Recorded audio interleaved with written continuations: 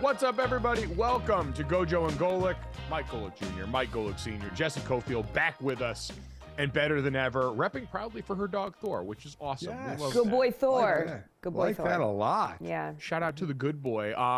We are brought to you by Wrangler, made for the ride of life. Save 15% on your first Wrangler.com order using promo code GOJO15, and proudly brought to you by dogs. We got a great show for you today. As always, make sure you download, subscribe, rate, review, leave us that 5-star rating, and check us out live here Monday through Friday, 8 to 10 a.m. Eastern on DraftKingsNetwork.com, DraftKings YouTube channel, Samsung TV Plus, Roku, and a whole bunch of other places. A lot of places. Wow. A lot of places, man. We're trying to be where everybody is. We're on TikTok now, too. We're out here balling, and that's good and important because we got some great guests today. Jake Bobo, Seahawks wide receiver and author of one of the best catches of the young NFL season, going to join us today. Toe drag swag like you read about. And John Smoltz going to be on the call for the World Series for Fox coming up tomorrow night as that gets going. We talked yesterday a little bit about maybe not being so enthused about the matchup, and so we'll talk to Smoltzy and see if he's got a way to get us a little bit fired up about what's getting ready to go on. One of the great in the starting five rotation for Atlanta, the golfers that they were, how they all, at least four of the five, they would, on their days off, they would figure out and then they would be golfing. Yeah. Pitchers always fall in. They're like quarterbacks and specialists in football where you just assume more often than not they're good at golf because of the amount of free time they have. That's exactly right. And then hockey players for their, you can tell a hockey player his golf swing all the time, or a lacrosse player. Well, I was going to ask, like, Jesse, was there any correlation for you? Because I always had friends that told me stick sports usually had a better time going in golfing, but I would imagine that's more of like hockey, the stick sport where you've got the stick below your waist like you would a golf one. I can't imagine lacrosse helps that all that much. Well, I played field hockey in high school, so I don't know if that would help me. But you guys, fun fact about me, I have never been golfing. Really? Never been golfing. My dad doesn't golf. My husband doesn't golf. I just have I've never been golfing. Wow, we have to fix that. Yeah. Honestly, do we? Like, golf's like sports fandom to where I think you're like indoctrinated in an early enough age where you don't realize how much anger and frustration you've invited into your life. Like, golf is only enjoyable a small percentage of the time, and the rest of the time you kind of hate yourself. It depends on how serious you get about it. You know, my advice, Jesse, if you start out doing it, get drunk by the second hole. Yeah, and then, you know, then the game is fun. Yeah, then the game is fun. My husband and I were talking about it because, you know, we moved to the suburbs and there's a country club that we're like on the wait list for, and, you know, everybody golfs at the country club or whatever. And we were talking about it and I was like, I think we should like get into golfing. We should pick up golf. And my husband was like, we have a toddler and we have another baby on the way. You do understand that golfing is like a whole day. And then I was like, oh, maybe that's not such a good idea. You're going to want to put golf aside for a while. Yeah. There's no doubt about that. And Mike, real quick, the Demopoulos brothers, who you and Jake played lacrosse with in grade school, remember that your coach, Bobby Olson, used to yell at them for low shots. So that was kind of like a golf swing. They always had those low shots, and they were really good at it. I would say Alex Demopoulos, I believe, the all-time leader in assists at Denver. So we were on to something with that team. But yeah, the low to high guys. I thought you meant at Avon Middle School when the all-time leading scorer. He definitely was the all-time leader in everything we did there. Yeah, the rest of us were just like, give the rock to him and everybody get the hell out of the way. But maybe the low to high stuff definitely does translate to golf. I would like to know what kind of golfer Victor Wembanyama is. Wow. I have to feel like he is terrifyingly bad at golf or can launch the ball like 800 yards. There's really no in between for him. But Dad, unfortunately last night there was a big gulf between what we all expected and what we all got. I would actually, since we're going to ham fist a bunch of golf references into this, Victor Wembanyama's game 1 performance was a lot like my golf game. Just enough to keep you coming back for more. Because we watched that game last night, and Big Vic went out there and played a total of 23 minutes. Yeah. Finished with 15 points, 5 boards, 2 assists, 2 steals, and a block in that game that Dad was largely defined by the large swaths of time where he wasn't on the court because he picked up 5 fouls with the worst timing on planet Earth. What was this experience like for you? I felt like I got tricked into watching a full Spurs game just to watch that little 4-minute burst in the fourth quarter where he was finally on the court consistently enough to give us and show us all the cool things we expected. Well, to give everybody the facts, picked up his second foul with 43 seconds left in the first quarter, played just a little over 5 minutes in the second quarter. In the third, he picked up 2 fouls in the first 3 minutes after halftime and sat for the remainder of the third quarter. So it wasn't by choice he only played that little, it was fouls. And that was my thought process when he was picking up fouls as I was watching that game, saying, well, he's going to have to be on the bench because this is the part of the game he's going to have to learn, because his first foul, I remember he looked at the ref like, really, that was a foul? And the announcers, everybody like, yeah, dude, that was a foul. I mean, you had no position on the defense. You're so used to your size just swatting balls, but that isn't going to happen all the time here. And so he picked up those fouls, but he did have that fourth quarter where he scored 9 points, in like a 3 or 4 minute span where he was dropping threes. He was 6 of 9 for field goals, 3 of 5 from 3. So seeing that big guy launch from the 3 area is pretty impressive. So you're right, Mike. We got kind of an appetizer to it too. Okay, we see he can do that. Now, what's going to be next as he stays out there as we get to see him more. The first is you hold your breath that he's not going to get called for early fouls because then he's going to the bench. Yeah, no, I was going to say I hold my breath because I'm just worried, and maybe part of this is like past history with big men we are excited to see. My thing's always, okay, he got out of this healthy. Like we got out of that as the start. We saw that because Dad, for a guy that size to move the way he does, he's a big smooth. Like, as we try and categorize this player that really has a difficulty doing it, he's a big smooth. The way he moved doing all that stuff in the fourth quarter, getting some position on the fly in the low blocks, creating for himself on the perimeter, being able to shoot like that and pull up from 3 that smooth, it's terrifying. And he moves around like a Madden creative player who's like, he looks slow because he's so tall, but he's actually moving really fast and smooth. It kind of breaks your brain. Kyrie Irving was the first person to find out the hard way that the math on trying to shoot over that guy is a little bit different than most people early in this game.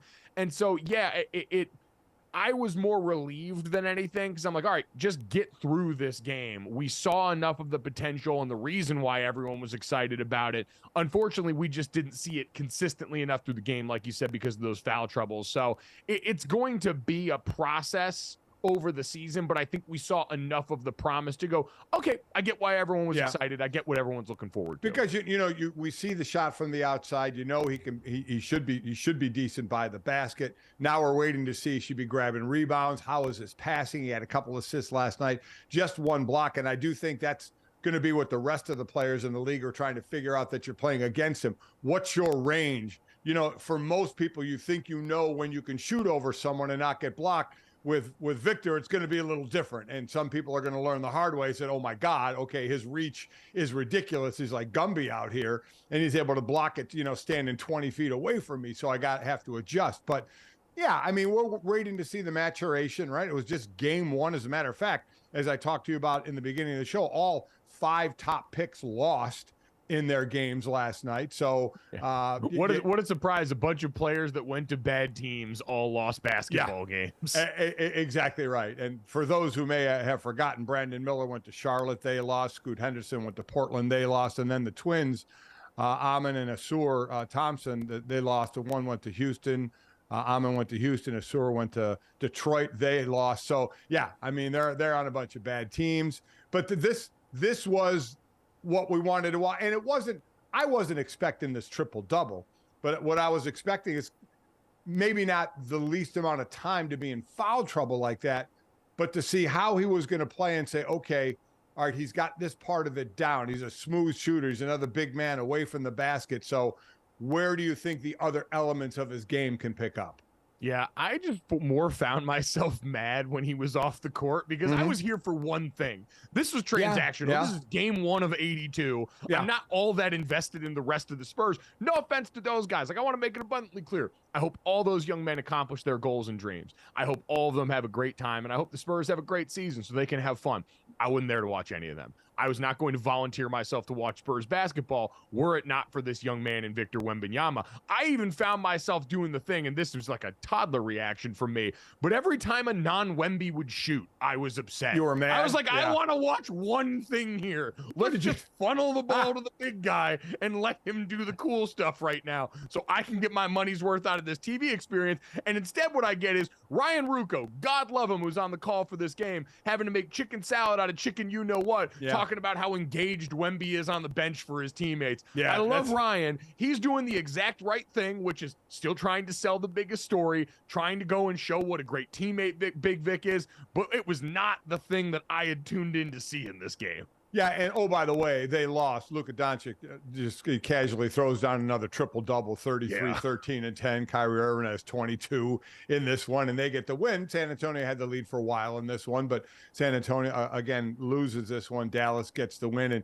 Luka talked after about playing against a guy like this. You know, he, too, was like, you know, it's going to be interesting what to see a guy this big and able to move like this is able to do, but we got game 1 out of the way, and I'm with you. That's what everybody was tuning in for. And the worst thing in the world, it's kind of like you get to that big-time game, whether it's in the playoffs in the NBA or the NCAA tourney, you know, in college, and you have the star players, and all of a sudden they get too early and they're on the bench, you know, 2 fouls early, and you're like, what the hell? You know, I mean, come on, refs, you're taking this away from us, you know? This is what we want to see, and because you're blowing the stinking whistle, whether you're right or wrong, we don't care. We want to see these guys on the court, and now they got to go sit.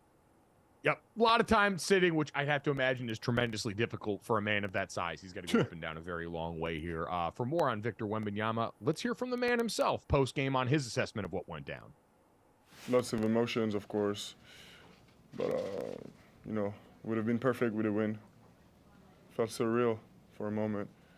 Yeah, and I just feel very lucky to be here. One of the toughest things for a player is you get into foul trouble and you never get in a rhythm and you're in and out of the game and that sort of thing. So I thought his maturity showed even at a young age where he came in with the last, I think, 7 minutes and just played. We ran some stuff for him. He executed where a lot of guys would have been totally out of it by then because they, as you said, were in foul trouble and didn't get their rhythm. So I thought he had a wonderful outing. A wonderful outing. That's a reminder, too, that he's in the exact right place for all of this development. I agree. As we all talked about on draft night, sending a prospect from overseas to the organization that's been at the forefront of developing, especially bigs, in that mold with Greg Popovich, who they said during the broadcast, and I thought this was a cool reminder of why Pop's been as revered as he is they asked him who kind of the culture guys on his team were. You know, Richard Jefferson, who was on the broadcast and played in San Antonio for a while and been around those guys. And Pop even said, I kind of got to be that guy right now because we're not in the place of the team where we've got one of those. And so I think even that was sort of a recognition. And Dad, a great transition into, we looked around, there were some of the other things that went on in the NBA night 1. And again, it's hard to overreact to too many of them because we get 81 more of these. But I don't know about you. Speaking of team culture, the Chicago Bulls having a players-only meeting after game the 1, first game of the season. That they did. They lost to the Oklahoma City Thunder by 20 points, which I grant you sucks. You know, Shai Gilgeous-Alexander went out there, balled all over them. They couldn't do anything to stop him. But We got the reports after the game that Billy Donovan came into the locker room and basically got Heisman by the players. They were having a heated discussion. They asked if they could have the room to themselves. Dad, in your years of covering sports, of playing in the NFL for 9 years, have you ever seen game one elicit this kind of emotional response from a group of men? No. I mean, this is a team that in preseason, where they go to Nashville, they hung out at Top Golf together in Nashville. That was their bonding thing. And then game one, they get smoked by 20 and they're having a team only. I mean, I was stunned. What the hell are you saying? Right? What could you be that mad about at this point? I mean, what could you possibly be saying at this point? It's one of 82. You just started. I have no idea, but what are you going to do? Hey, if that's what they want to do, go ahead and do it. Not really sure what it's going to do, but there you go. This is two things. One, I wonder if this is an elaborate plot by Adam Silver to try and create the idea that there is more meeting in each individual NBA game, because it's kind of like Major League Baseball season, where for us, and a lot of it's because we cover football, we don't really pay attention to what's going on in the NBA until Christmas. We have the NBA on Christmas Day games. There's enough of a sample by then of what's gone on, who's been good, who's been bad. It's hard to read too much into any one NBA game by and large. And so maybe this is creating a little bit more urgency around that, since that's what Adam Silver wants anyway. But this goes back to our original point here. For some reason, the sport of golf, and really Top Golf, has become this go-to thing for like sports teams that don't know what else to do, and groups of men that don't like know what other activity to do besides certain thing. This is like boy forced fun. And so these guys going to Nashville and doing Top Golf and thinking, oh, this is going to be the team bonding we want. No, you end up roasting each other there. The guys who suck at golf feel bad about themselves, and maybe that simmered over here, and someone brought up someone's poor swing at the wrong time, and now all of a sudden stuff's popping off. Come on, I love Top Golf.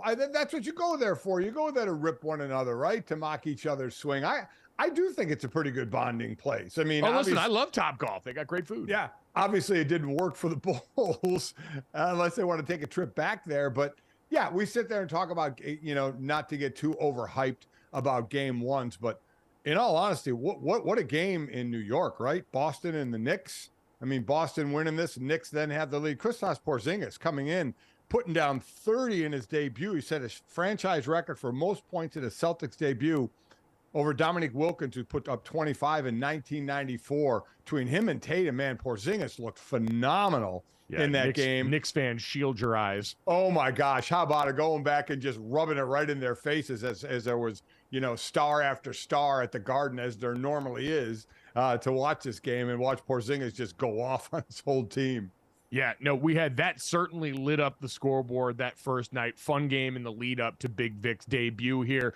But Jesse, the other portion of the NBA beginning of the season that everyone's got circled is what's going on with James Harden. So what updates do we have about the 76ers star and his availability? Well, here's this. The Beard not going to be with the Sixers when they open the season.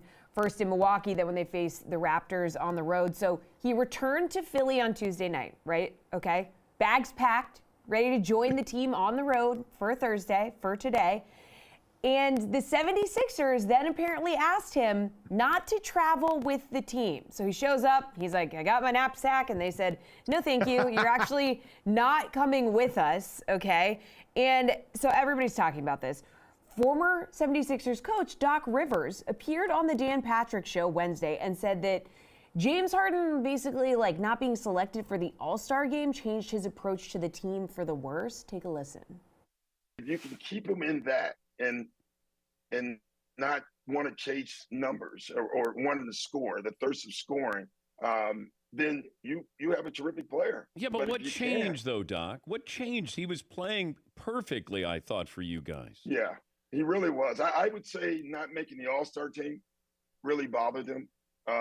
And I thought that was egregious. The coaches just didn't put him on.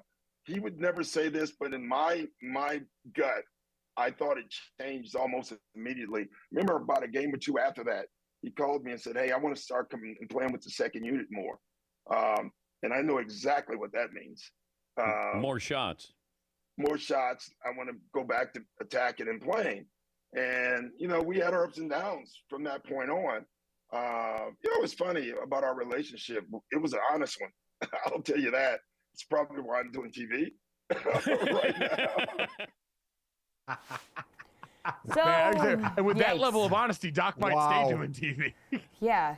I mean, it's just not really, everybody's been talking about how James Harden's being selfish here, and this kind of contributes to that narrative. Well, yeah, I mean, it does. Talk about a, me first attitude, but I mean, we had kind of had that thought process already. It's not like it was like this big revelation, but it's just amazing. A guy skips on a preseason game, skips on practices, just shows up, as Jesse, you said, with his bags packed, ready to go, and they're like, Nah. Why don't you sit some of these out here? We've seen that in the NFL, with like a T.O. and others, where we're asked to basically stay away from the team and we'll pay you. So I don't know where this one's going to go, but it's certainly not starting out good, Mike. No. We'll see if there's any sort of players-only meeting or top golf outing for the 76ers to try and remedy the situation here. But, yeah, something tells me this one is going to bleed on for a little bit here as we wait to see what's going on with James Harden and the 76ers. But coming up next, it's Thursday. We got some football coming up tonight and certainly close to this weekend. We'll get 3 for Thursday as we look ahead next here on GoJo and Golic right here on the DraftKings Network.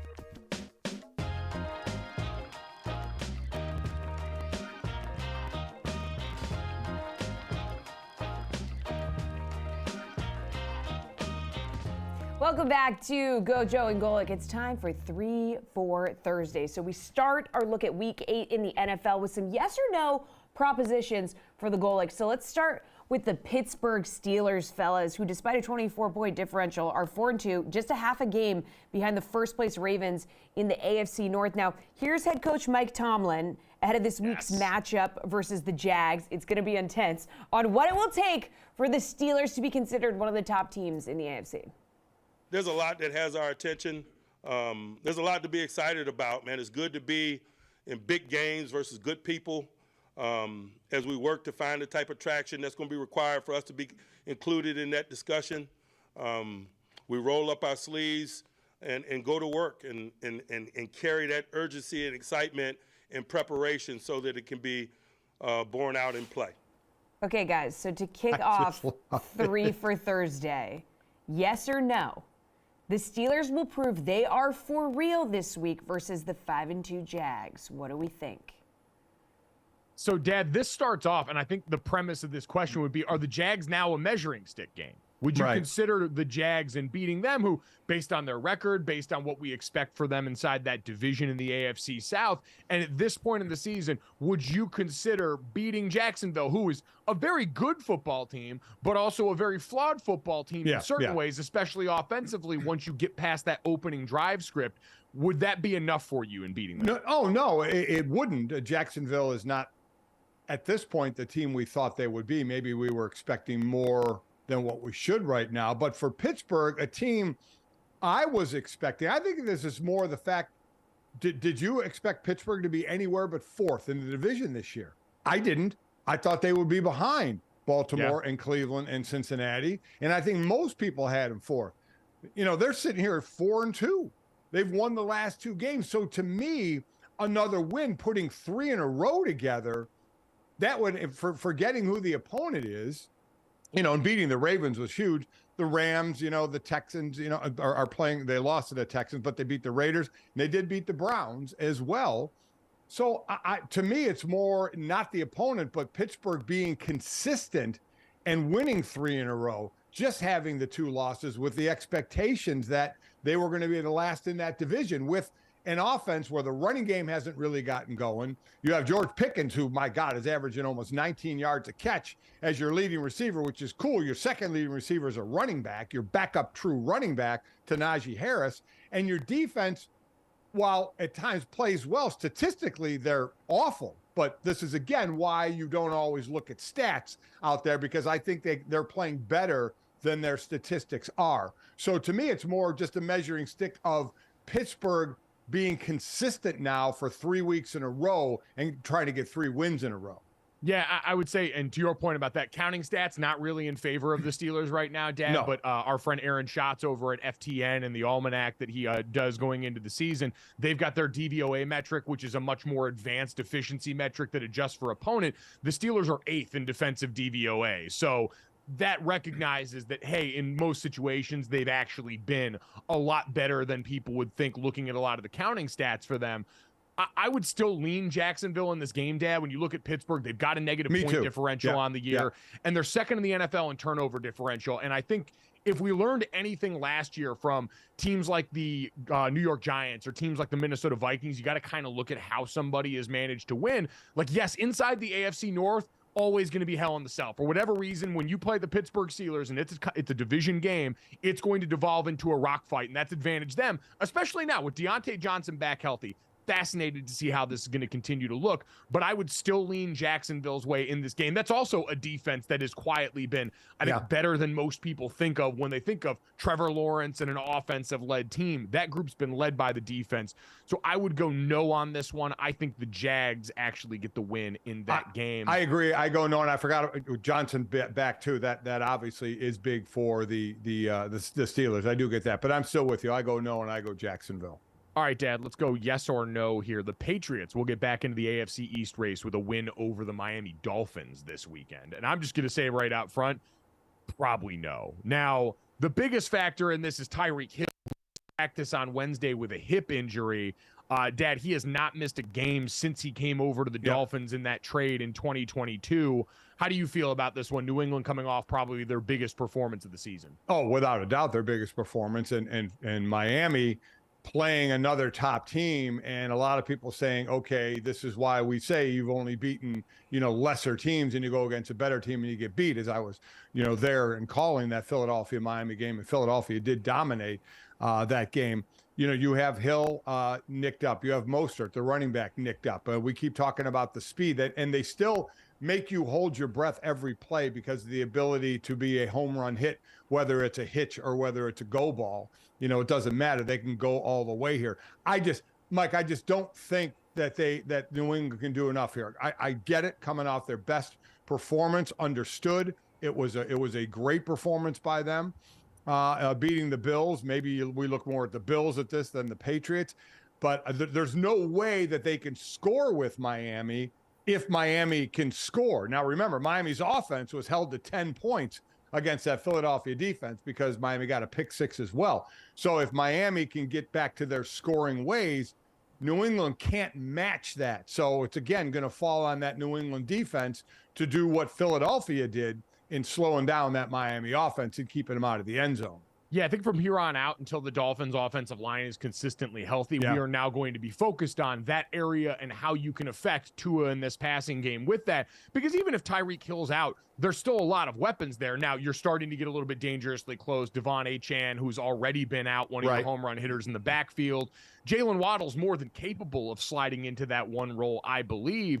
But you're starting to whittle away some of those weapons, and as the options get fewer, the focus is going to be up front. And the Patriots have weathered a lot of injury up front with some of the players that they've lost in their group with Matthew Judon and some of the guys in the secondary, Christian Gonzalez, but they're so deep there. Dietrich Wise and a lot of those dudes they roll through in those end off-ball linebacker bodies really stepped up last week and made life difficult for Josh Allen in the pocket. So if they can do that, they've got a chance. I would still pick Miami in this game, but I think quietly how Mac Jones performs 3 in a row after the last 2 weeks, his completion percentage up near 80%, 77.8, has said a lot about that. Dad, let's get to one more here.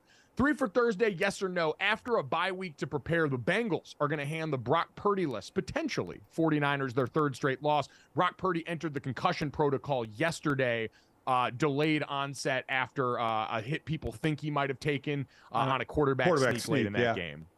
Yeah, this is going to be interesting. So he is in concussion protocol. Sam Darnold could get the start. Cincinnati's won 2 in a row. Are they starting to kind of become the team that we are all expecting to probably challenge Baltimore for that division title? We'll still wait and see on that, but they're on the upswing, San Francisco on the downswing. The big question here is, I guess even with Purdy, Deebo Samuel is out again for this one. Even if Purdy is back, he's had a couple of pedestrian games, but it's all not on him, as we know. It's on the entire team. That defense certainly didn't come through in the last game. I know a lot of people, and I think you're going to go that way with Sam Darnold. Yeah, buddy. If Sam Darnold starts, I'm sorry, there's enough tape on Sam Darnold. Well, I'm not just going to sit here and say he's going to go off in his first game. He's still Sam Darnold at a time. All right, he's going to turn the ball over. If Sam Darnold throws for over 300 yards and multiple touchdowns, will you retire? I will not retire because that's a ridiculous kind of ploy to do, knowing full well you're not going to retire. But I'm also not going to walk around in, 49ers bikini and wear a sign. So you know what I'm going to do? I'm going to say, congratulations, Sam. So nice you're game. a little Good job. So you're a little afraid of Sam Darnold, the way you should be. No, you're a little afraid of Sam Darnold because you know what's about to happen. No, you know he's about to throw for 350 and he's about to throw for 3 touchdowns because whenever the most chaotic thing can happen involving Sam Darnold, that's when it happens. And you invited a mistress into the house when Kyle Shanahan brought him over this offseason, and he's going to go ball in this offense, and all that sexy ability, good sex Sam Darnold, is about to show back up before the interception version of Sam Darnold, and he's going to make everybody wonder, hey, this guy's always been talented. He's a first-round pick. This could be our moment. He definitely has the best talent around him, more than he had it with the Jets, that's for sure. But I still don't see it, and I'm actually leaning towards Cincy getting their 3rd win in a row. I would pick the 49ers in this game because there is no surer force in the universe than Sam Darnold with a chance to make some narrative headlines, baby. Speaking of headlines, Michigan, for the love of God, just stop making them.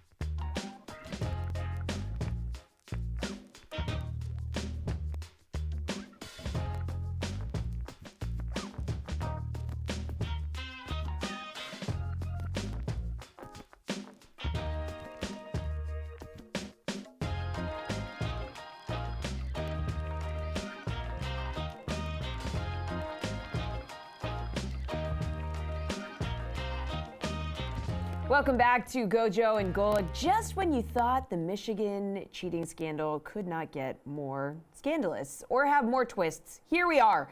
Appearing on 97.1 The Fan in Columbus, New York Times bestselling author John U. Bacon, these names, discussed the ongoing scandal in Ann Arbor, saying they're getting leaks like crazy from the NCAA. Watch a guy named Jim Stapleton.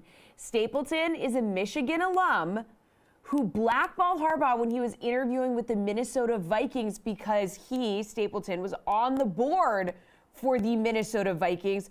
Now he's got himself on the NCAA infractions committee. So he's saying he hates Jim Harbaugh. It doesn't matter who the source is or if it's right or wrong. If Michigan did it, they'll still pay a price, but that's not the point. You can't kill the messenger. But as far as the leaking goes, I would guarantee you that's where it's coming from. So now we have a mole on the NCAA infractions committee. As if the name Connor Stalions wasn't enough, now we are fully in Lifetime movie territory, guys. I mean, we're one more day from like Seymour Butts being the next name. I know. Somehow has a role in this. Yeah. We've also reached, and I mean, now the second very high profile manifesto from a Michigan grad, but Michigan's Connor Stalions, a 500 to 600 page manifesto, apparently called the Michigan Manifesto, where he envisioned leading Michigan football one day and put down and penned all of his plans for how he would scout, run, and develop the program here. Dad, every detail that emerges in this is more chaotic than the last. We also saw yesterday that among the pieces of evidence from an outside law firm was a detailed schedule of Michigan's planned sign-stealing travel for the rest of the season. So they were apparently very good at allotting resources, allegedly, to go out and procure these signs, just very bad at covering their tracks with all of this. So, Dad, does any of this make you feel more or less inclined to believe that something could happen this season? Because that seems to be the metric we're all grading on now, right?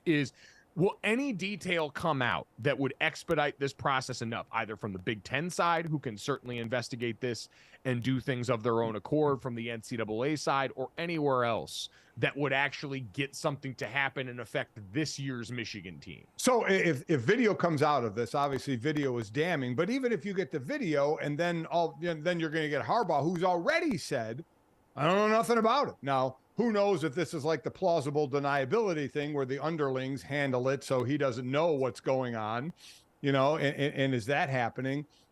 So video would be damning, but then there could be deniability from Harbaugh, and then it's proving, are we going to believe if Connor Stalions is now interviewed and says, yes, they told me to do it, and all of they, being the coaches, said, we never said a word. Now it's a he said. To me, Mike, I don't think anything's happening. We know the NCAA moves at a snail's pace. We know the Big Ten can jump in and they can penalize, but the only ways they can penalize are fines, which who cares, and suspension. So are they going to suspend Jim Harbaugh? Again, is that going to matter? Harbaugh will still find his way in there, and that could hurt certainly in the later games or in the postseason, but they can't. Because what I was wondering is, when we talk about this year, could they say you are ineligible for postseason play? That would be it, right? Yeah. That would be the thing. Well, I want to find out if the Big Ten can do more than just fine, because the fine that they got was for the fine that we're using as a reference point for this is from the Michigan State tunnel fight last year, where they fined Michigan State $100,000 as a university. And I don't think, like, for something like that, a postseason ban was never going to be on the table. No. Things like we're talking about for this, it's very different. But I didn't see anything about what the Big Ten can and can't do. I did. I saw they have, now, again, maybe there's more, but what I saw is they have two avenues, fining and suspending, because that's what I wanted to see. Did they have the ability to say you are not eligible for postseason play, meaning Big Ten championship game, where the NCAA could go even further and say, past championship games, bowl games, i.e. being in the playoffs. And there's no way, in my opinion, I don't know what you think, that the NCAA will act this fast to do it this year. And I don't think the Big Ten has the ability. Now, again, I could be wrong on that one, but I think it's either fining or suspending is where they can go. This, to me, seems like one of those things that's going to play out. And 2 years from now, let's just go forward and say Michigan wins the national championship. 2 years from now, the NCAA will do like they did with Reggie Bush and said, we know you were the best player in college football, and we know everybody else knows it, but give us that Heisman back.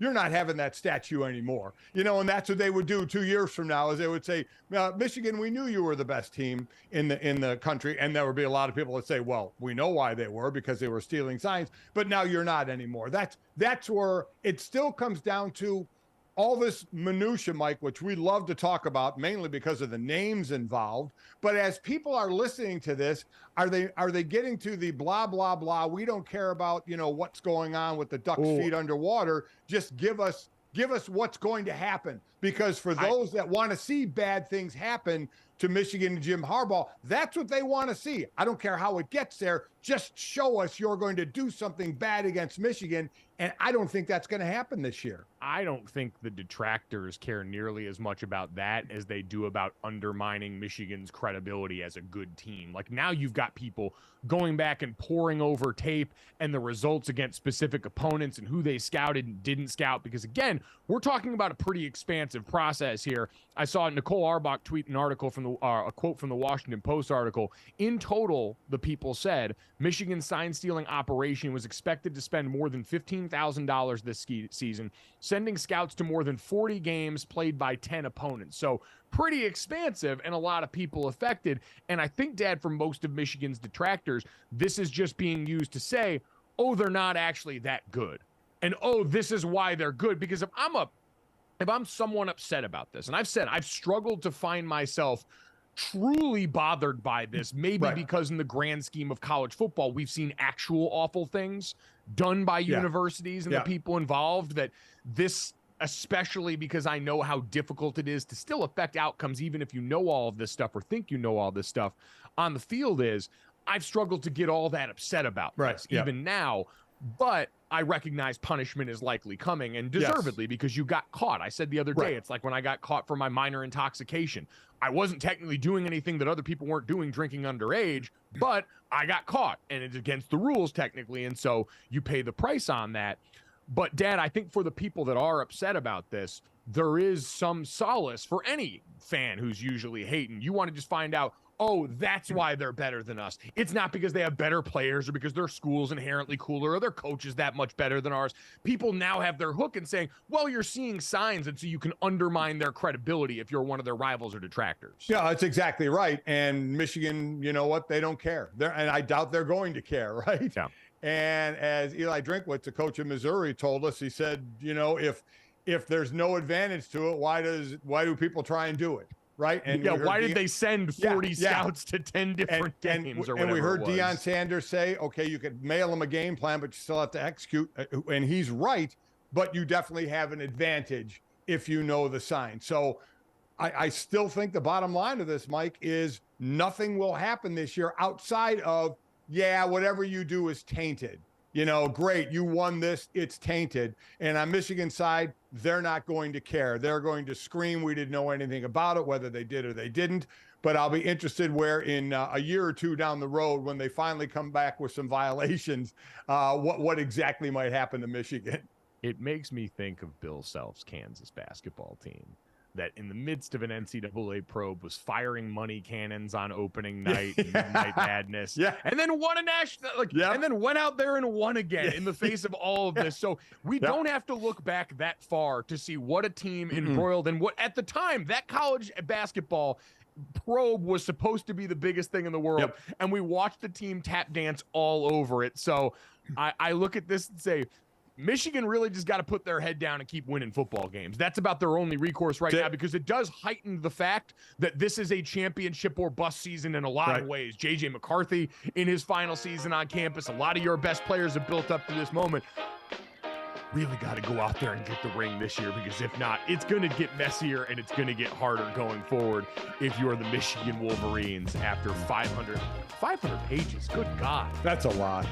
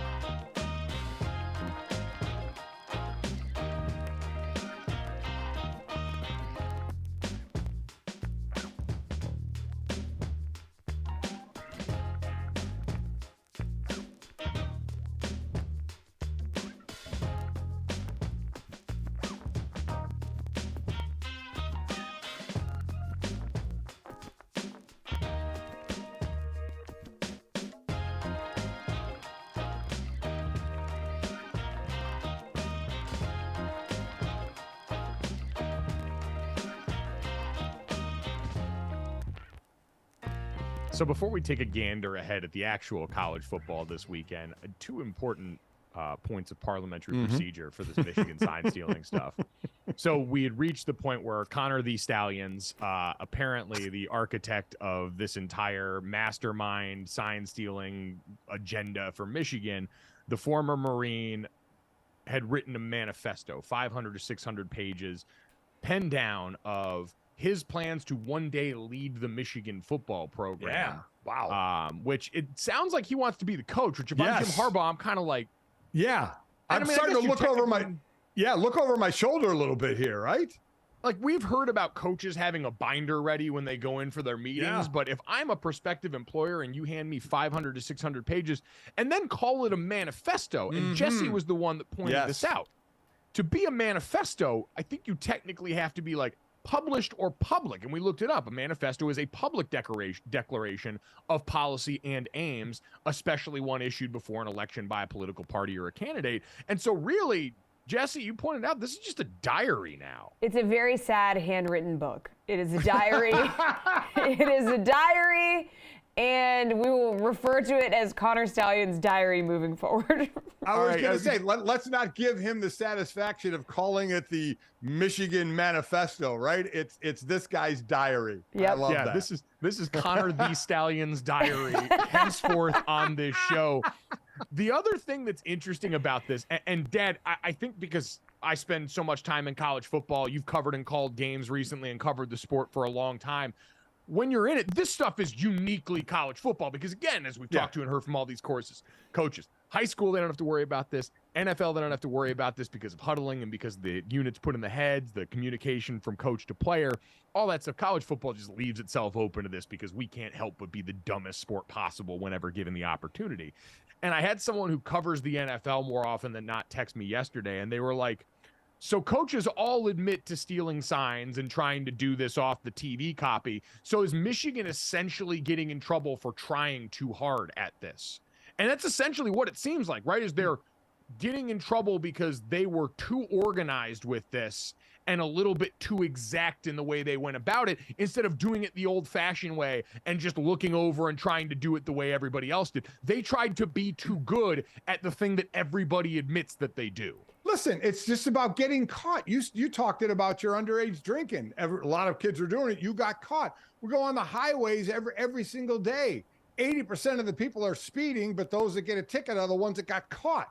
I mean, we're not going to sit here and say every single college does this, but a lot do, maybe not to this extent, but some extent of trying to get an edge. That's the key. You're always trying to get an edge, and at times it flirts with the line of right and wrong, against the rules or not against the rules.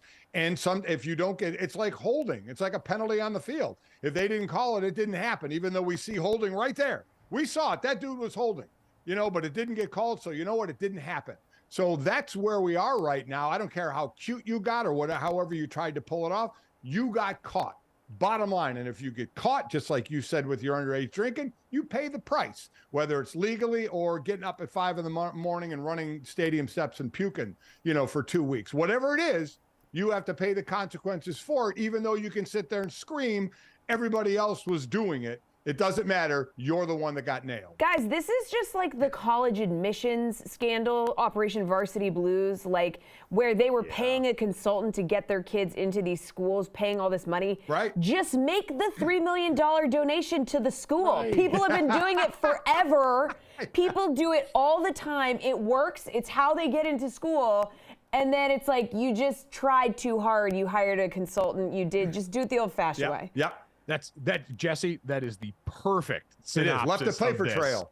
Yeah. Michigan tried too hard at this. Yeah. They tried so hard and got so far, but in the end, it doesn't even matter. Word to Lincoln Park. Wow. Doesn't even matter. Let's look ahead to this weekend, guys.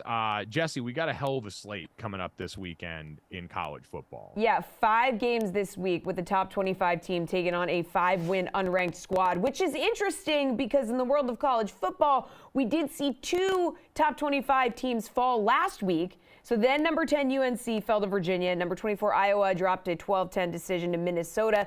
So this has us all thinking, like, should we be on upset watch here, guys? If you look at this, number 1 Georgia at Florida, number 3 Ohio State at Wisconsin, number 6 Oklahoma at Kansas, BYU at number 7 Texas, and number 21 Tennessee at Kentucky.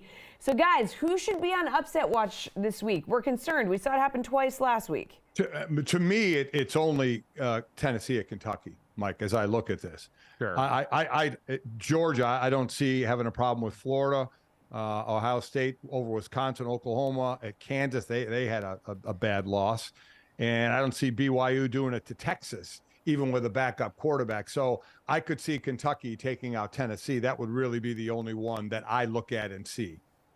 I think I'm less concerned about an upset with any of the rest of the teams you mentioned there. I'm more concerned about how things look. Like, we've got the first round of college football playoff rankings that come out next Tuesday, and you've got Michigan and Georgia that have been 1-2 the entire season, and both really haven't played anybody. Georgia, you could argue with Kentucky, but that win, isn't aging quite as well given Kentucky's last couple of performances. But Georgia, how they look without Brock Bowers is going to be huge, because even when they get him back, hopefully as they get them back, having that tightrope procedure on his ankle, you're going to be wondering, is he going to be as explosive as he used to be? Are we going to be able to use him in all the same ways? Because we've seen quarterbacks come back from that. We've seen a number of people get that surgery, but for a guy as big, explosive, and important as he is, how that offense looks, Mike Bobo's unit, without Brock Bowers, who's been their most important player, I'm fascinated in that against this Florida team in the cocktail party. And then with Texas, Dad, go ahead. Do you have something there? Or do you want No. I was going to say the Texas with, again, the backup Malik Murphy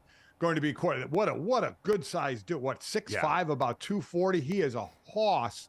And he's behind Quinn Ewers. A lot of people are wondering, Arch Manning came in with all the bravado, and he's third team right now, so he'll be the backup to Murphy in this game. Maybe you'll see him some in this game. But that one is going to be interesting to me in a situation where you thought a guy like Murphy would maybe jump in the portal, because we've seen that from other quarterbacks. He stayed there and now gets his chance, and we'll see how long he's going to get his chance. But I'm real interested in the way he looks going forward here. Yeah, and I think in general, just for that Texas team, Texas, Oklahoma, you could even throw, Washington, who laid an egg last week, didn't even have an offensive touchdown. There are a lot of teams that are outside of that group. We talked to Richard Johnson earlier in the week, and he pointed out it's kind of Michigan and Georgia and then everybody else right now in terms of the consistency that we've seen so far in this season. And so for the rest of those teams that are right there, and I thought Washington was the closest to flirting with that line. I know you picked them to be in the college football playoff before the season, but everyone else has to come out and show, hey, we're not going to play with our food. We're going to go out here and execute at a high level. Oregon's got Utah this week, which is going to be a really stiff test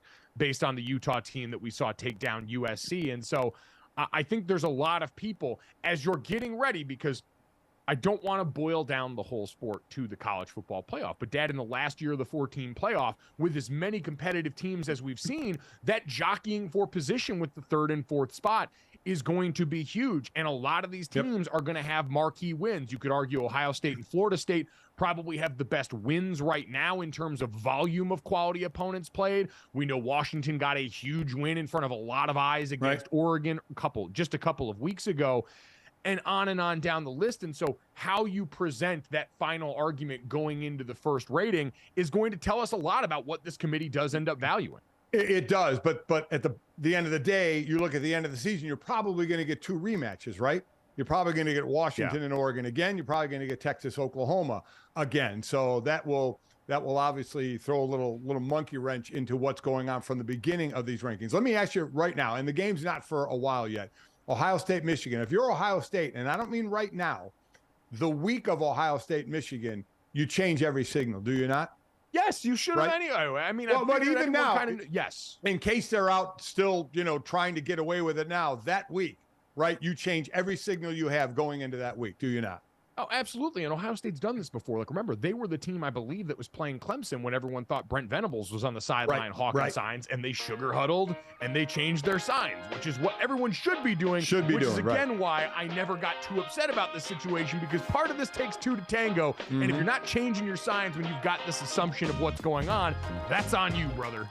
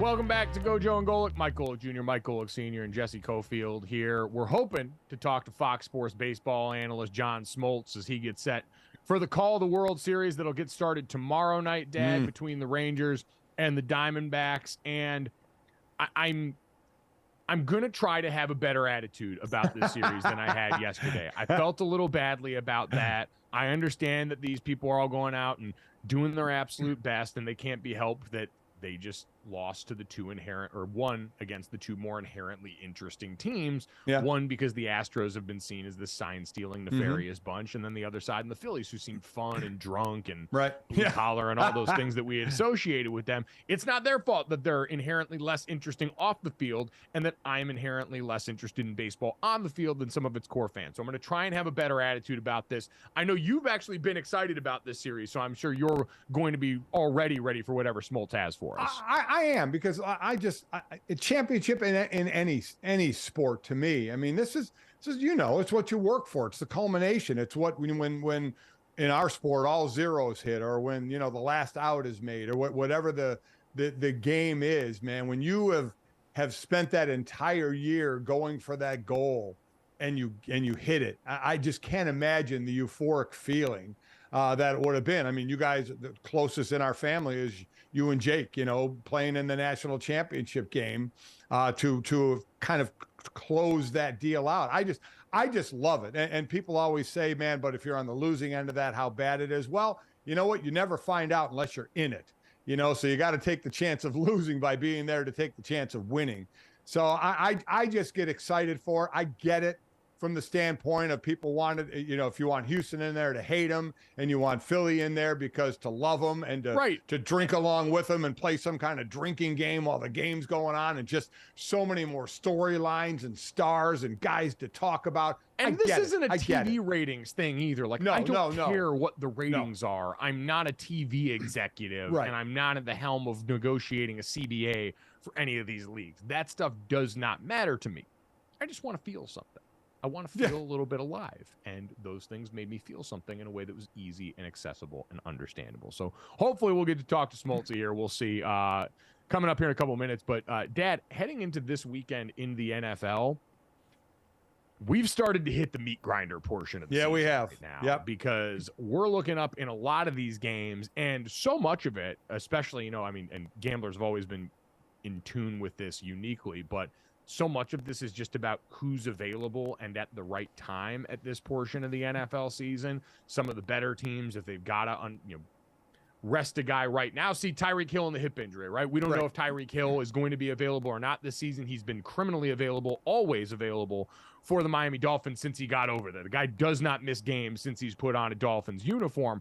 But in this case, he might, and that's because if you're the Miami Dolphins, you're weighing the now against what your goals are for the season, which are a lot bigger than that. It gets a little dicey at quarterback. So going into this weekend, we are going to have the combination of Will Levis and Malik Willis versus the Atlanta Falcons. The Giants are probably going to put Tyrod Taylor back out there, as Daniel Jones has been dealing with that neck injury. We know Gardner Minshew is going to be out there for the Colts against the Saints because Anthony Richardson's done for the season. Tyson Bagent versus the Chargers. Brian Hoyer at the Lions. P.J. Walker at the Seahawks, which, Dad, that Cleveland Browns situation with Deshaun Watson taking a very interesting turn right now. Our guy Brady Quinn had some words the other day with Deshaun's quarterback coach online about that, but that one especially feels a little bit different than the rest of them, where, Justin Fields got a hand injury, and for the Las Vegas Raiders, Jimmy Garoppolo came into this season a little bit banged up, and you were worried about that.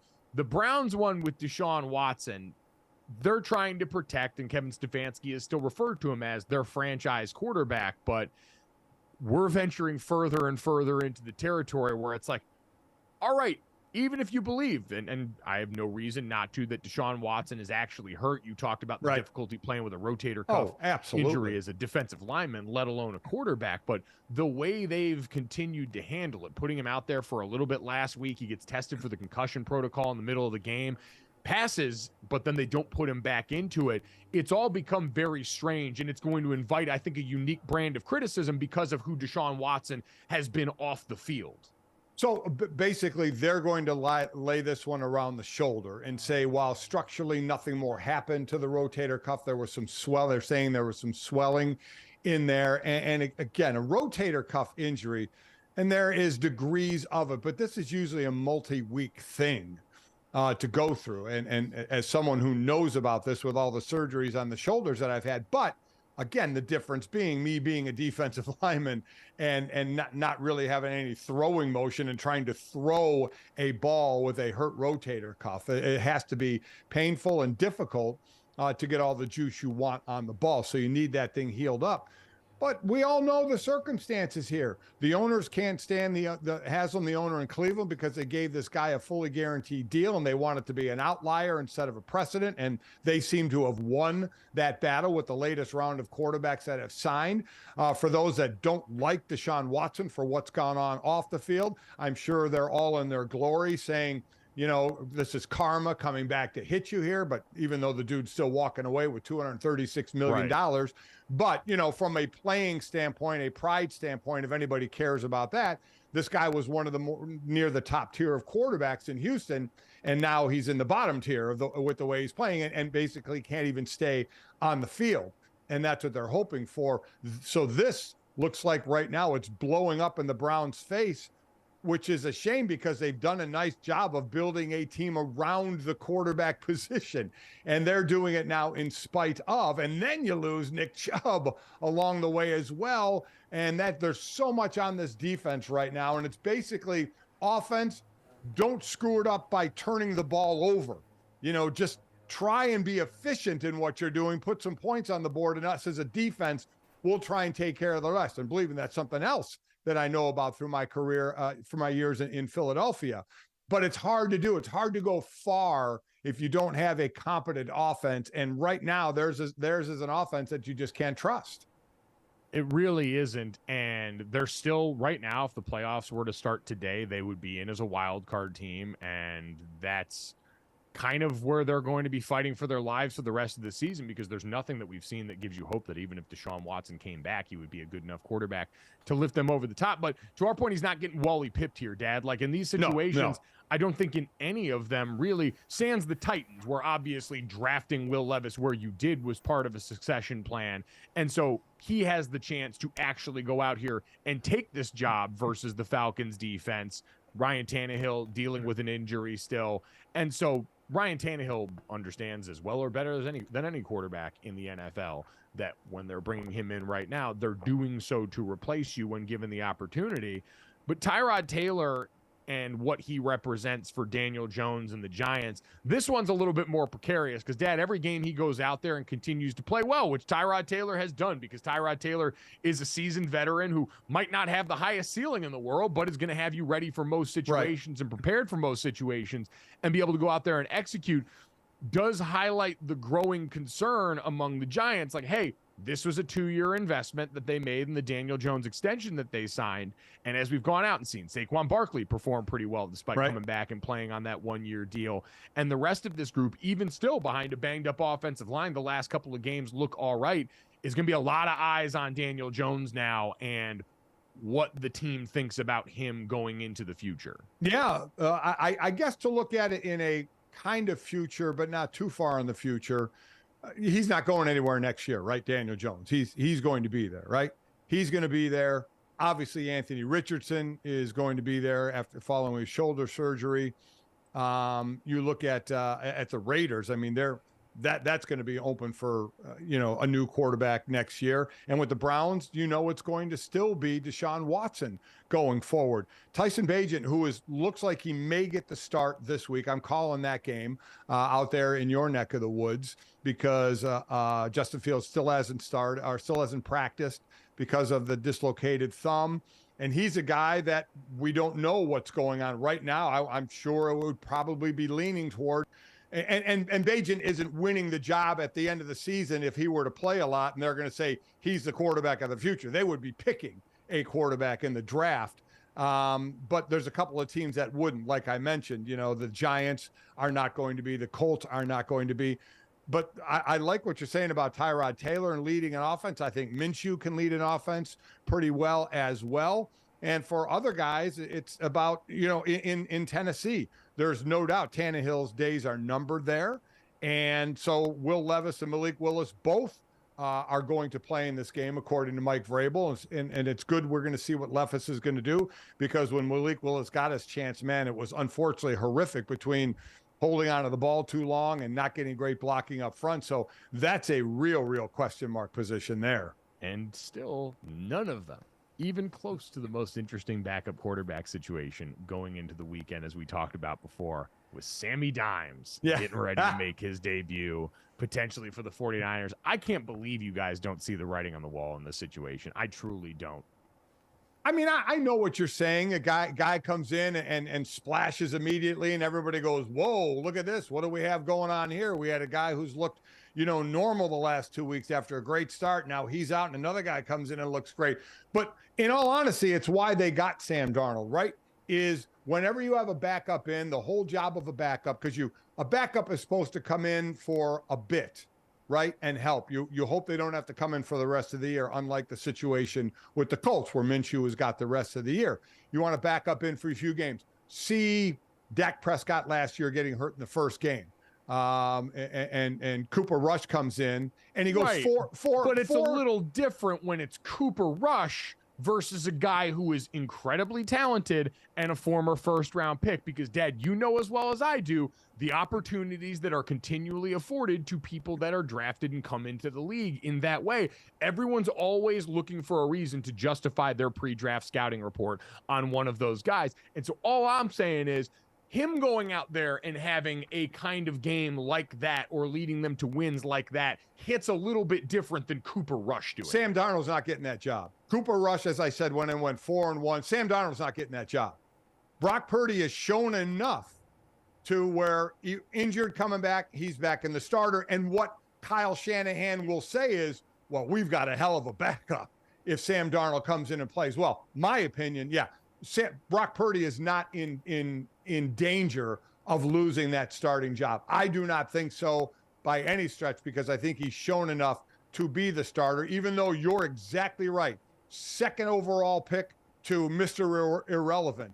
Going forward, that Mr. Irrelevant usually finds a bouncing from team to a backup role around the league, where a former number 2 pick gets a shot everywhere at being a starter. You're correct in that. But in this particular situation, I think all that happens is that San Francisco feels, you know what? If we get our guy Brock Purdy nicked up, we got a guy that can come in and take the reins pretty well. I'm just saying this quarterback room has already been the most toxic situation in the NFL. Going back to when Trey Lance was still around there over the summer, I was amazed at how quickly this got nasty in that building, where Trey Lance was their former 3rd overall pick and a guy they had traded a bunch of resources for, and Brock Purdy, who comes in, and all of his skills and the things that we think about in Brock Purdy's game are a lot harder for us to see, right? The more and more we go along, the real discrepancy between the people that want to say Brock Purdy is a top 5 quarterback based on results and the people that don't want to say that because he doesn't do the stuff independent of the play that we associate with quarterbacks that are a little bit more scheme transcendent. That's really what this boils down to.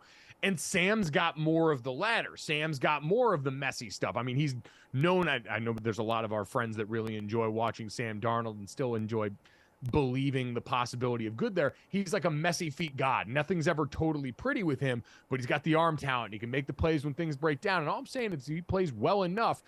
This seems like the kind of fan base and conversation around this position group where it could get a little messy if Brock Purdy comes back and is anything short of spectacular yet again, because unfortunately, Dad, too, for Brock Purdy, that's been the bar right now. Like, I think he played well in the last couple of games, but because they've been losses and because everyone was used to, well, Brock Purdy started off undefeated in his NFL career. And Brock Purdy started off with this incredible pace for statistics in the beginning of his career. And all this stuff that I know admitting that the rest of the team helps that is bad and makes you a hater, but it's reality.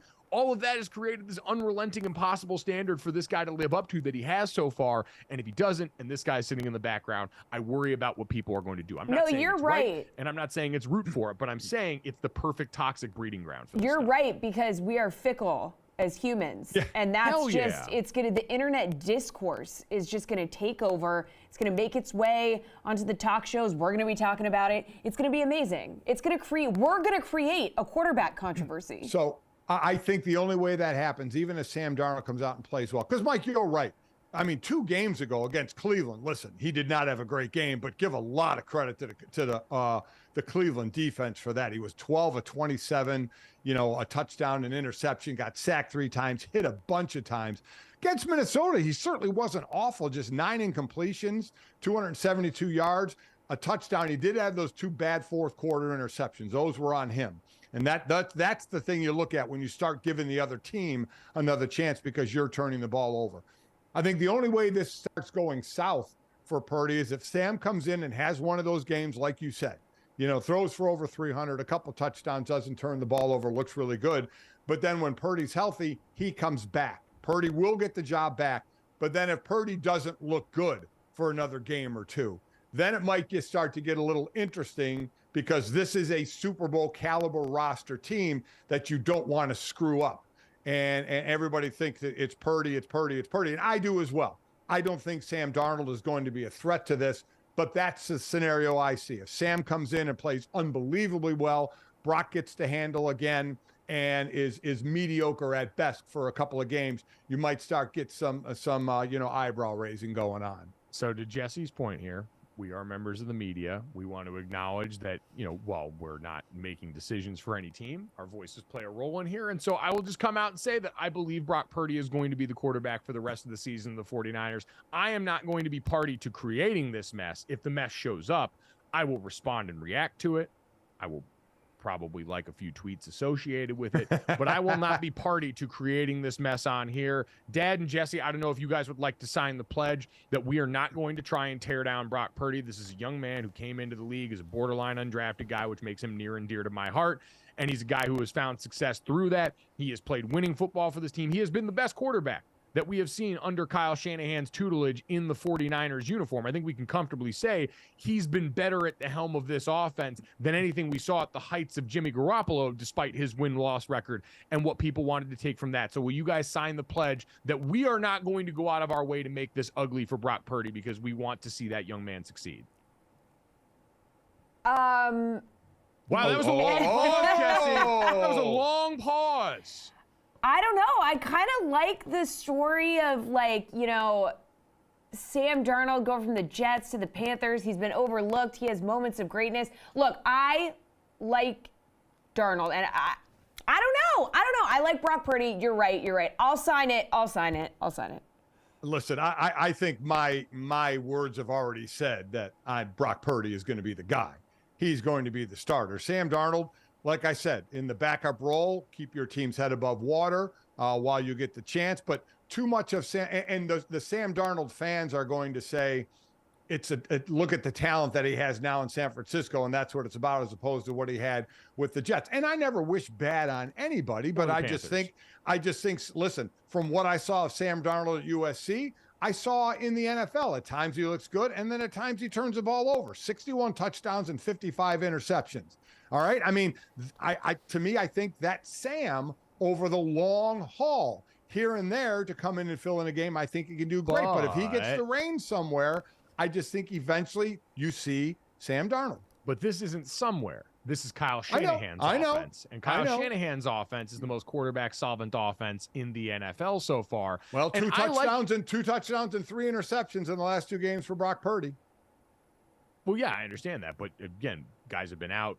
Vikings finally didn't have turnover luck. All these things that we can explain it away. The bottom line is this has been an offense that has been the most hospitable ground for quarterbacks in the NFL. Agreed. And to Jesse's point, I do like the framework that if you are someone who is more party to the mess, you could just spin this as, hey, I love to see a redemption story for Sam Darnold. He doesn't seem like a bad guy. He's into that journeyman mode of his career. And so wanting to see good things for Sam Darnold does not automatically make you a Brock Purdy hater or slander or anything like that. So don't feel too bad for Sam Darnold, though. He's making $4.5 million this year. So that is true. He's done okay, and he's made as a second pick of the draft. He's done okay for himself. So nobody feels bad monetarily. And I hope he succeeds wherever he is. Absolutely. Speaking of late round or undrafted success, coming up next, let's talk to the Seattle sensation, Jake Bobo, here on GoJo and Golic.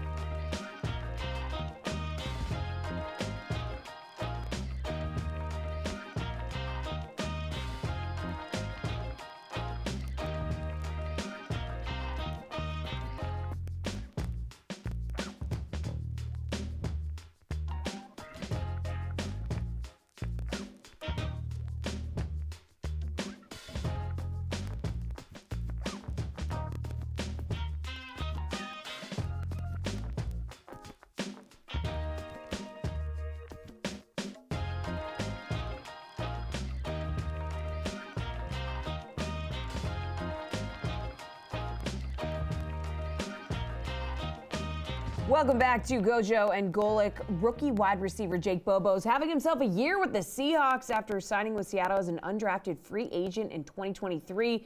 He made his debut in Seattle's Week 2 win over Detroit, had a career highs in interceptions and yards last week versus Arizona, and he sat down with GoJo to talk about his rookie season and, yes, that catch. So here's GoJo and Bobo. All right, excited to welcome in. It feels like Seattle Seahawks cult phenomenon, sensation, rookie wide receiver Jake Bobo. Has that all sunk in for you, man? It feels like you're a guy in a city that's built on grunge music and finding people early. You've been a name I've been hearing about from my friend Mina Kimes since the preseason. So what's that been like becoming a Seattle rock star? It's been pretty cool. Obviously, hadn't exactly gotten used to it yet. It's a cool deal though. I appreciate, the 12s, the Seattle Seahawks fans up here, kind of making me their guy. It's been it's been a fun process for sure. Well, and it culminates this past weekend in one of the early catch of the year candidates against the Cardinals. Did you know right when you went down that you got in there? Walk me through the feeling of making a highlight reel catch. Well, so you get 2 feet hit the ground and it was close. So I come down, ref calls me out of bounds. I'm asking him, was it close? Was it not close? I look over and Pete's playing with the red flag. So I knew something was going on. But it was a great ball by Gino. Didn't really give me a choice, but not to catch it. And then, luckily got 2 inbounds. Well, it's been incredible, man. And obviously, for you guys, Jackson Smith and Jigba both catching a touchdown in the same game, the first rookie wideouts for the Seahawks to ever do that. What's it been like going through this rookie season with him? Both you guys come at this from opposite directions. He's a first-round pick. You're an undrafted free agent. But what's it been like for the two of you as rookies navigating this? It's been really cool. And it kind of, like you said, it culminated on Sunday because we had, DK was out. So it was going to be us 2 and Locke over on the other side. So the 2 youngins out there running around with the vet. And we knew we were going to have to produce. And it was really cool to see because, he's by NFL standards has gotten off to a little bit of a slow start. But, we see every day in practice the magic he can make happen with the ball in his hands. So we knew we were going to have to get him the ball eventually. We knew he was going to pop eventually. So it's cool to be able to show people, what he does every day in practice. So it's been cool so far for sure. It's been really impressive. And you mentioned Lockett, DK Metcalf wasn't on the field this weekend, but you walked into a wide receiver room with 2 of the best in the NFL. No, what were they like for you guys coming in? A lot of veterans have different philosophies on mentoring young guys or how they go about that. What were those 2 like for you? Yeah, it was really cool. You come in and you hear NFL's a business. They're not going to be a whole lot of friends in the locker room, yada, yada, yada. But with those 2 and the other vets in that room, D. Eskridge, Cody Thompson, they took us all kind of under their wing, whether it was me, Jax, the other undrafted guys, tryout guys. Immediately, second day I was here, DK took us to Topgolf as a group. So it was a really cool deal how they kind of came in, took us in on and off the field. Obviously, you can learn so much from those 2 guys, but it was cool to kind of see the relationship we've built so far off the field. Can DK actually golf? He feels like a guy that's too jacked to be able to swing. No, you're exactly right. It's too tight. Don't tell him I said that. No, we'll make sure that somehow doesn't hit the airwaves here. What's it like walking into a room and seeing that guy play the same position as you? It's different. It's different for sure. Well, not necessarily walking in the room, but walking out on the field, and you're in routes versus airline and 14s. The guy going in front of you and he just takes off. And there's no way in hell and heck I'm going to be able to match that. Look at that route that guy just ran. But we all we play to our skills, our skill set. And that's some, you see with DK and Tyler, 2 totally different players. And so far we've kind of all found our mold and our role in that room. Coming in as an undrafted guy and coming out of college, I was an undrafted guy, but never made the team. So I went through camp with that feeling of uneasiness where you're trying to fight it out every day.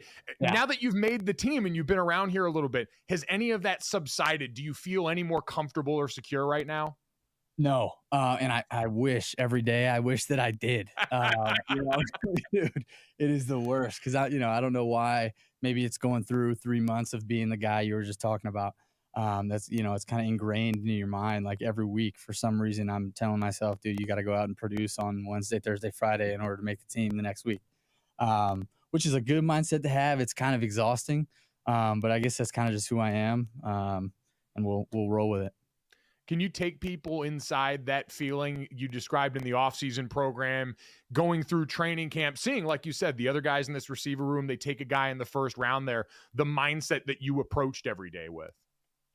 Yeah. I think if you go by results, you're going to drive yourself into the ground. So you really just have to kind of compete with yourself every day is kind of was my mindset.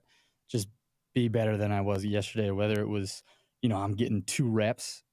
So I got 2 reps yesterday and I lost 1, won 1. Okay. If I get 2 today, let's win both.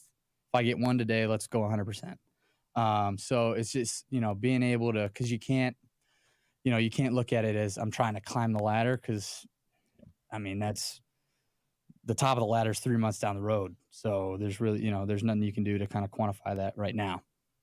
What's it like when you going through camp, you're working a lot with Drew Lock, who's the backup there, and some of the other guys, and now all of a sudden in season working with Geno Smith? It's his second season there, but he's been around this league. What stood out to you about him as a quarterback? Just his leadership style. I've been around some, really good quarterbacks, played with Daniel Jones in college, played with, DTR with the Browns right now in college. And those guys are really good, have really good, leadership styles. But Geno's a little different just because, he's truly a guy when things start to go south. Okay, we're finding 7. We're going to be all right. He calms everybody down. But then also if we need a fire lit under us, he's the guy to do that as well. So I've never really seen a guy that can kind of do both of that. And it's been really cool to see out of him for sure. Does he throw the prettiest football you've ever seen? Yes, for sure. Yeah. It's unbelievable. People always say like a catchable ball or anything like that, but there's something to be said for the aesthetic of just being high and tight like that. Dude, the ball he threw to Noah Fant over the middle, in between like 4 defenders this last Sunday. I watched it 6 times on film.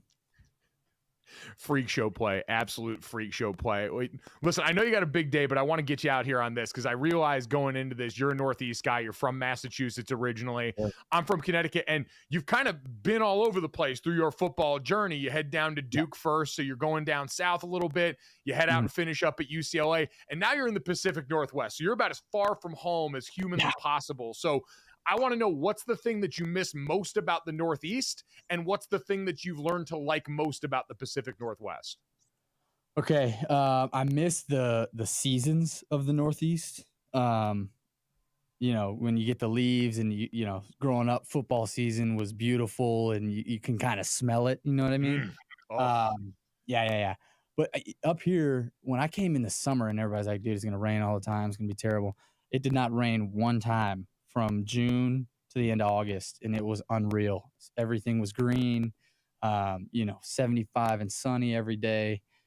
So that was pretty cool. And the people are great too. Obviously, Seahawks fans, they're diehard fans, but they've welcomed me with open arms. And the passion that they put into this thing has been really cool to see as well. Man, put this guy on the Seattle Board of Tourism, guys. He's ready here. These beautiful, lush Pacific Northwest summers.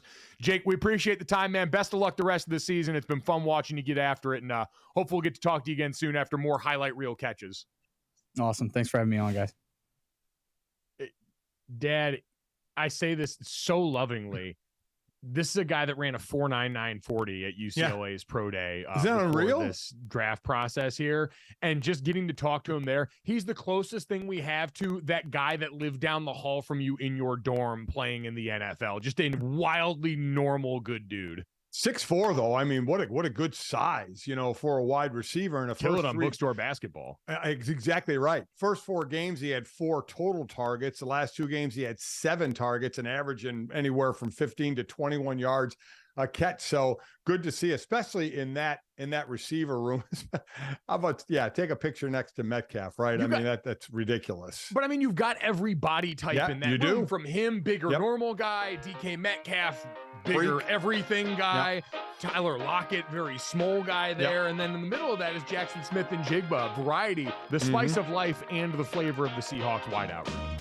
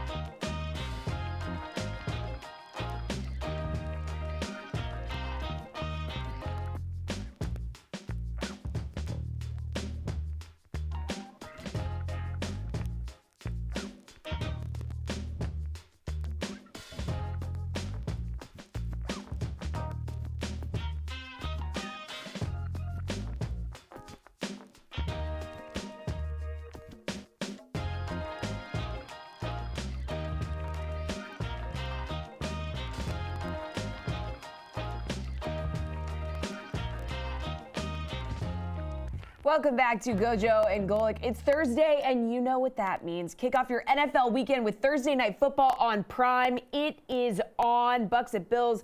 Buffalo coming off a surprising loss to New England last week, but quarterback Josh Allen is 5-0 Thursday night in his NFL career.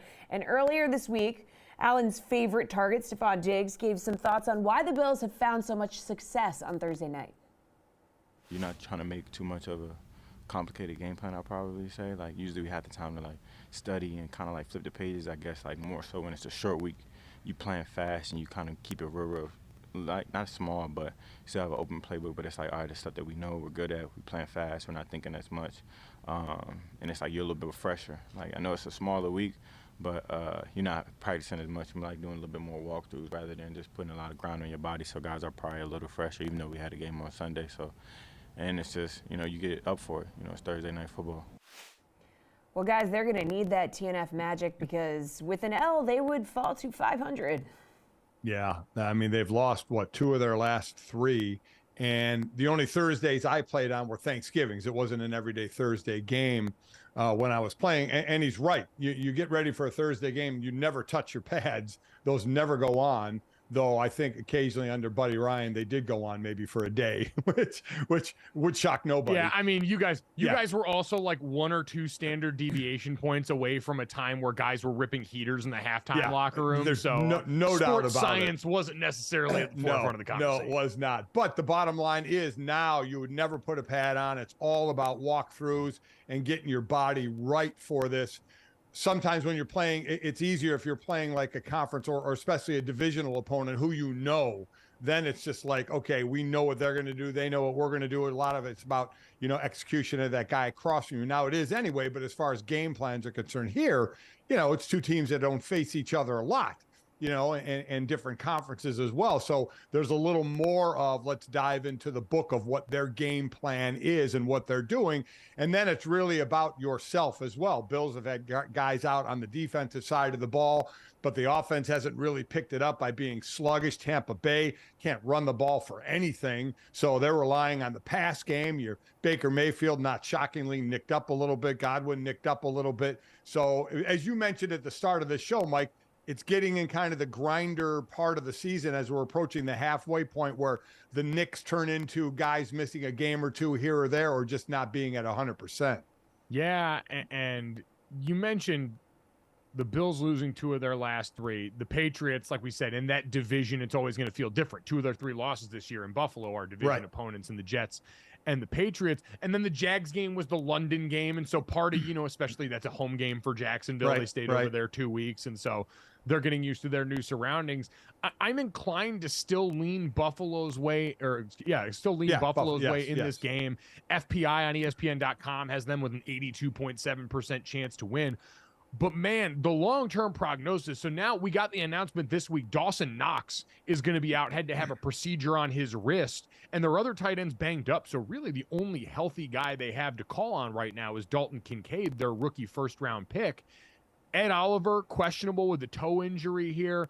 You've already got the other member of their defensive tackle group out there dealing with an injury too. I'm blanking on his name right now. Jordan Phillips, limited with a back injury. You're already missing Daquan Jones, who's been out on IR. Matt Milano, who's been out on IR. Tre'Davious White, who's out on IR. Like, you look all around and it's just been a mash unit for Buffalo to where even if they survive this, Dad, a Thursday night game at this juncture with all of these injuries is just going to be another thing. You get the mini bye coming off of it after the fact. I don't know if there's anybody that needs it more than Buffalo right now. Yeah, you just kind of, if you got that nick right now, you just kind of gut through this game as best you can, knowing you have 10 days on the other side. And a lot of this talk is about the Bills because we always put them as one of the best teams in the AFC, right? Who have struggled, as we mentioned, in the losing 2 of the last 3.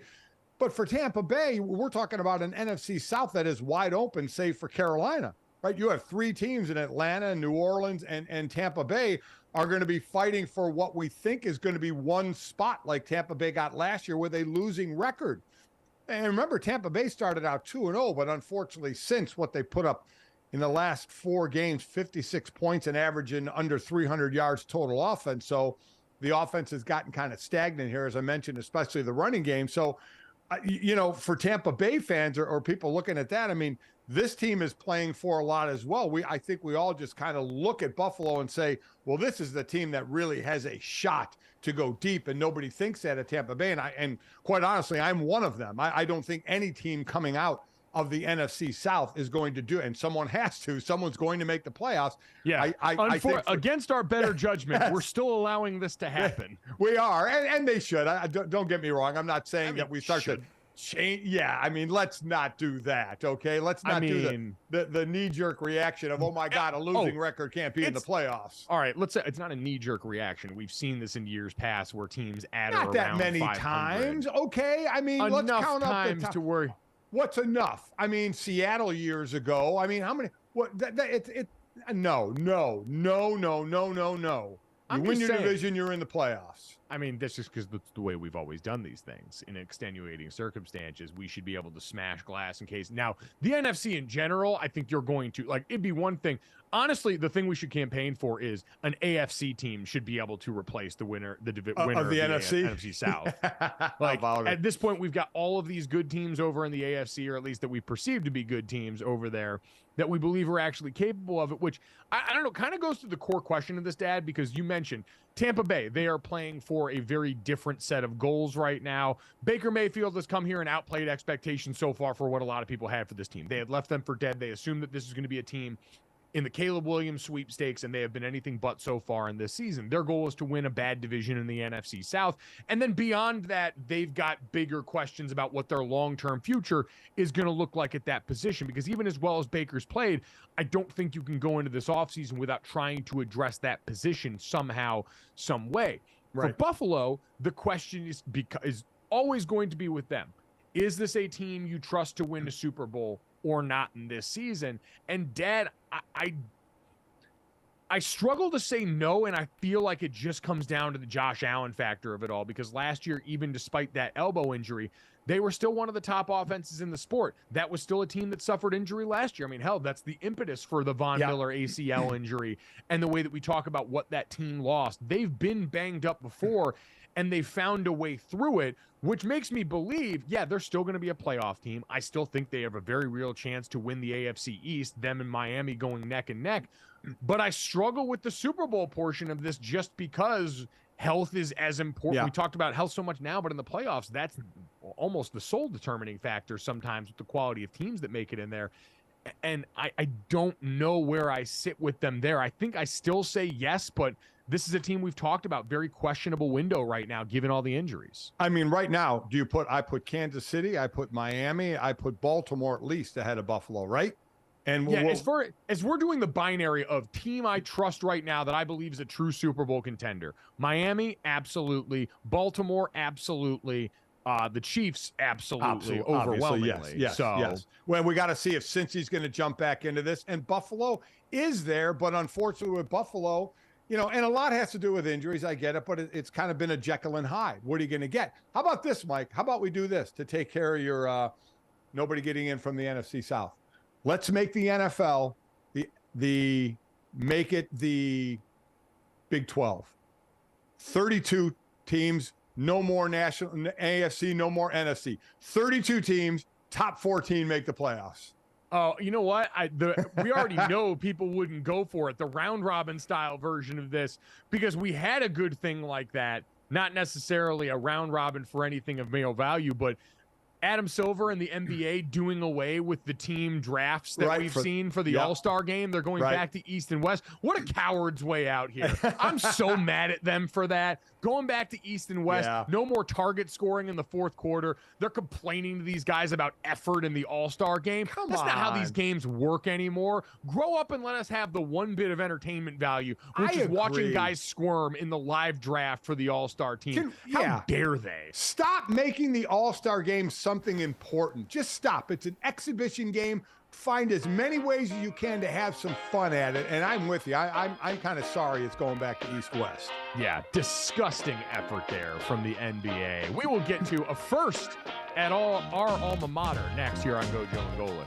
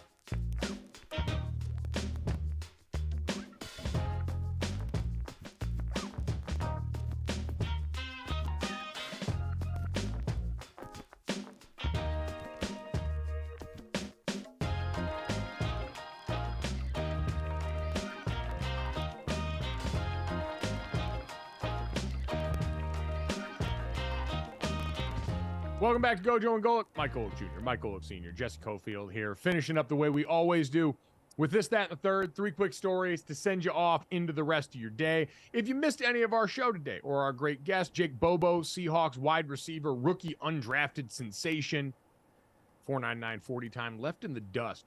I feel like that's a great crap and bleep talking point, by the way, for him is if you go out there and dust somebody, you're getting dusted by the guy that ran a 4.99 at his pro day at UCLA. Can feel pretty good about that. Awesome interview.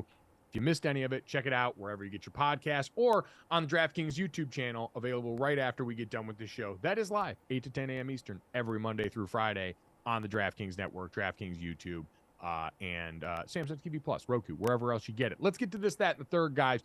We got a first. Speaking of this, that, and the third, we got a first.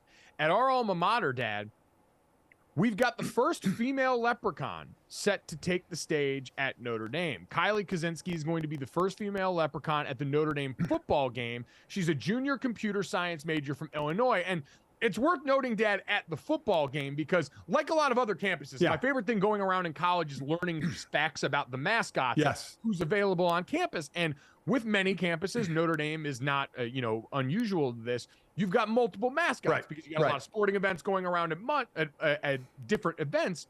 But the mascot at the Notre Dame football games, that's the A-team mascot. That's exactly. You're on scholarship, all the things that come along with that. And so congratulations to Kylie. That's awesome to see. Awesome green suit. Going to be styling and profiling. Can't wait. Yeah, it's very cool. You know, I love seeing the animation of mascots on the sideline. And this one is not wearing, the big head thing and something that's a little harder to move in. There's free movement out there running around. And you got to kind of get to show off a little bit your speed, your athleticism, doing some things with the fans or on the field. Cool thing. Good for her. And like you said, it is like a lot of other colleges where there are multiple mascots that you see at basketball games or different events there. But good for her. Congratulations. The best ones I learned this year was when I was at Oregon, because they have the duck do push-ups for all the touchdowns scored. For every point that's scored, the duck does a push-up. And Oregon scored, 70 points this year. They've scored over 40 and 50 a bunch of times. And someone let me in on, they have multiple ducks within the body of the same game. So they're going to be subbing multiple ducks in so that no one's getting a major lactic acid buildup, waking up the next day feeling like their chest is about to explode. So they got multiple ducks that come in there. And I also felt like, how kids, shield your ears for a second. When you go to Disney World and sometimes you see the mascot take take the head and they're worried about traumatizing the children.